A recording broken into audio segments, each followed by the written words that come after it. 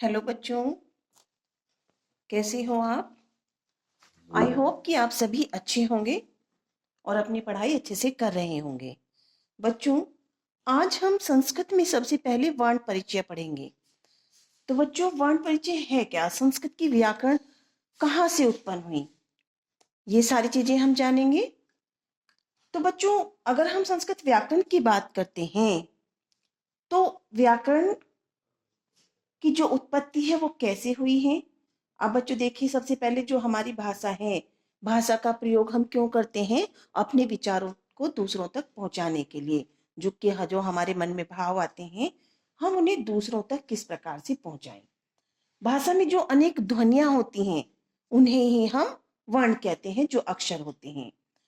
उन ध्वनियों के लिए हम कुछ प्रतीक लिखते हैं या जाते हैं, और इन्हीं को हम वर्ण या अक्षर कहते हैं। देखो बच्चों, जो हमारे वर्ण हैं, वर्ण कैसे होने चाहिए? सार्थक। जो हमारी जैसे हमारी संस्कृत भाषा है, उसकी लिपि हमारी क्या है बच्चों? देवनागरी। ठीक है, तो हमें इन चीजों को ध्यान रखना है। अगर हम बात कर रहे हैं कि भाई जो संस्कृत भाषा है, ठीक है, तो वर्ण क्या होते हैं उसमें? भाषा, जो हमारी वर्ण या अक्षर होते हैं वो भाषा की सबसे छोटी इकाई होते हैं, जिसके टुकड़े नहीं किए जा सकते। अब बच्चों, हम संस्कृत भाषा पे आते हैं तो संस्कृत भाषा हमारी विश्व की सभी भाषाओं की जननी है। जो हमारी संस्कृत व्याकरण है, संस्कृत भाषा है, उसकी उत्पत्ति कहाँ से हुई है? देखो बच्चों, महर्षि पाणिनि, ध्यान रखेंगे, महर्षि पाणिनि की एक कथा है कि भाई महर्षि पाणिनि ने, जो हमारे शिव भगवान हैं, शिव शंकर जी, उनके घोर भक्त थे। उन्होंने घोर तपस्या की और शिव को प्रसन्न किया। उनकी तपस्या से प्रसन्न होकर के जब शिव ने अपने डमरू को 14 बार बजाया, तो उन्हीं डमरुओं के 14 बार बजने से महर्षि पाणिनि ने 14 महेश्वर सूत्रों की रचना की, और उन्हीं से हमारी संस्कृत व्याकरण की उत्पत्ति मानी गई है। क्योंकि ये जो महेश्वर सूत्र हैं बच्चों, तो हम कहते हैं ना कि ब्रह्मा विष्णु और महेश, तो उन्हीं महेश के नाम पर महेश्वर सूत्र हैं, क्योंकि ये शिव भगवान शिव के डमरू की ध्वनि से उत्पन्न हुए हैं। तो महर्षि पाणिनि ने अपने अष्टाध्यायी ग्रंथ में संस्कृत भाषा की ध्वनियों का उल्लेख किया है, और जो हमारी संस्कृत की पूरी की जो वर्णमाला है वो इन्हीं महेश्वर सूत्रों से उत्पन्न हुई हैं। तो बच्चों, सबसे पहले आप ये 14 जो महेश्वर सूत्र हैं इनको नोट कर लीजिए। बच्चों, कभी कभी आपसे एग्जाम में महेश्वर सूत्रों की संख्या पूछ ली जाती है। तो महेश्वर सूत्र कितने हैं बच्चों? हमारे 14। इस संख्या को बिल्कुल अच्छे से नोट कर लेंगे। ठीक है बच्चों, तो जो ये हमारे 14 महेश्वर सूत्र हैं, इन्हीं से बच्चों हमारे 42 प्रत्याहारों का निर्माण हुआ है। ये दोनों संख्याएं नोट कर लीजिए। महेश्वर सूत्र कितने हैं बच्चों? 14। और प्रत्याहार कितने हैं बच्चों? 42, 42। चलिए अब हम नोट करते हैं महेश्वर सूत्र। देखो बच्चों, सबसे फर्स्ट क्रम संख्या डाल लेंगे, महेश्वर सूत्र लिखेंगे। अयुण, फर्स्ट है अयुण, सेकंड है ऋलिक, थर्ड है अयोम, फोर्थ है अयोज, फिफ्थ है हाइवरट, सिक्स है लर्ण, सेवन है अयमंगनम, 8 है जवई, 9 है गड़दस, और 10 है जब गड़दस, 11 है खफ झट धव चटव, और 12 है कपे, और 13 है शशर, और 14 है हल।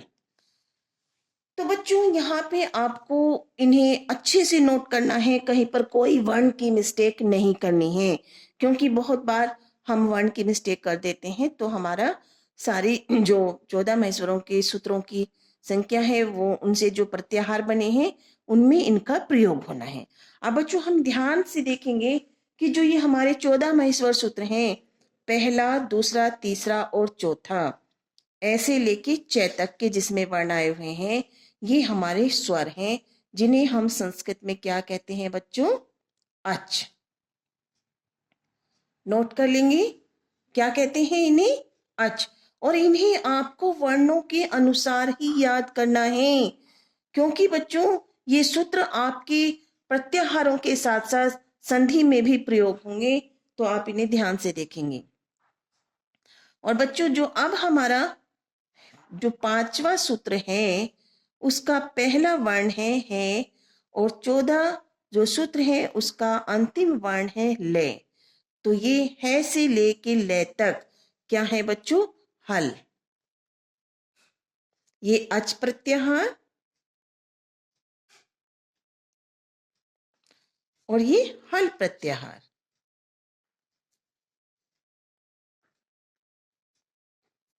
अच क्या होती है बच्चों? हिंदी में जिन्हें हम स्वर कहते हैं। और हल क्या कहते हैं? जिन्हें हम हिंदी में व्यंजन कहते हैं। इन्हें ध्यान से नोट कर लीजिएगा बच्चों। ये 14 महेश्वर सूत्र आपको बहुत अच्छे से लर्न करने हैं, ठीक। इन्हीं से हमारे 42 प्रत्याहारों का निर्माण हुआ है। और जो बच्चों हमारी जो पूरी वर्णमाला है, वो जो संस्कृत की वर्णमाला है वो इन 14 महेश्वर सूत्रों पर ही निर्भर करती है। अब देखिए बच्चों, अब हम प्रत्याहार किस प्रकार से बनाएंगे, नोट करते जाएंगे सभी बच्चे ध्यान से। देखिए जो हमारा फर्स्ट महेश्वर सूत्र है, यहां पे आप प्रत्याहार लिख लेंगे।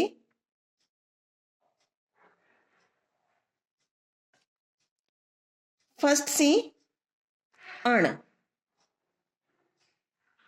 अण प्रत्याहार बनता है। तो बच्चों अण प्रत्याहार में कौन कौन से वर्ण आते हैं, ये सारी चीजें मैं अपने नेक्स्ट वीडियो में बताऊंगी आपको।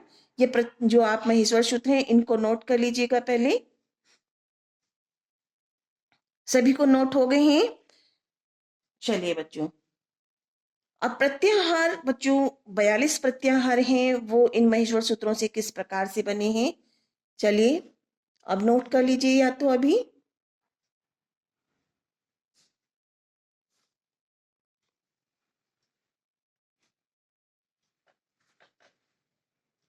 अब बच्चों यहाँ पे मैं आपको थोड़ा सा ये बता देती हूँ कि हमें अण प्रत्याहार, जैसे हम इसमें महेश्वर सूत्र का पहला वर्ण देखेंगे ए है और लास्ट का है अणे, तो ये हमारा है अण प्रत्याहार।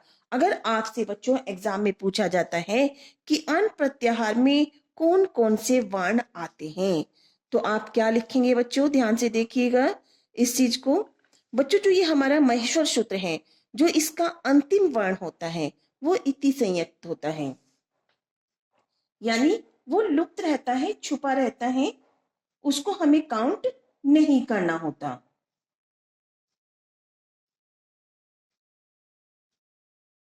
ठीक है, तो हमारे अण प्रत्याहार में कौन कौन से वर्ण आएंगे बच्चों?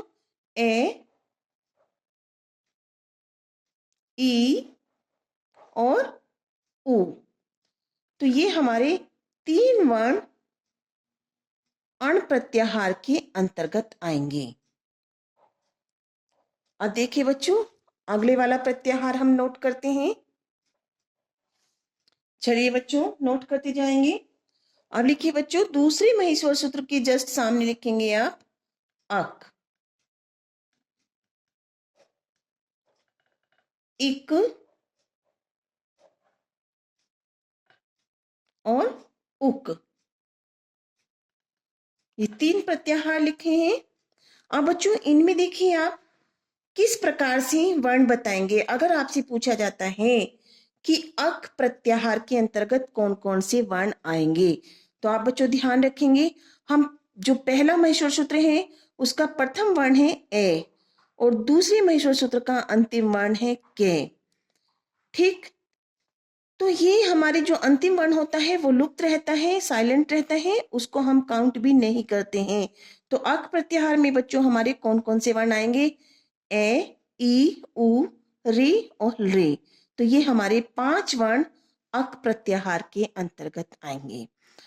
अगर बच्चों आपसे पूछा जाता है इक, कि इक प्रत्याहार में कौन कौन से वर्ण आएंगे। तो आप ध्यान से देखेंगे कि प्रथम जो हमारा महेश्वर सूत्र है उसका द्वितीय वर्ण है ई, तो हमें वर्णों को वहीं से काउंट करना है, ई से लेके कै तक। तो अंतिम वर्ण हमारा क्या है, लुप्त रहेगा, साइलेंट है, इसको हम काउंट भी नहीं करेंगे, ई उ री ली। तो आप लिख लेंगे, ध्यान से लिखें। अक मैं आपको बता रही हूं,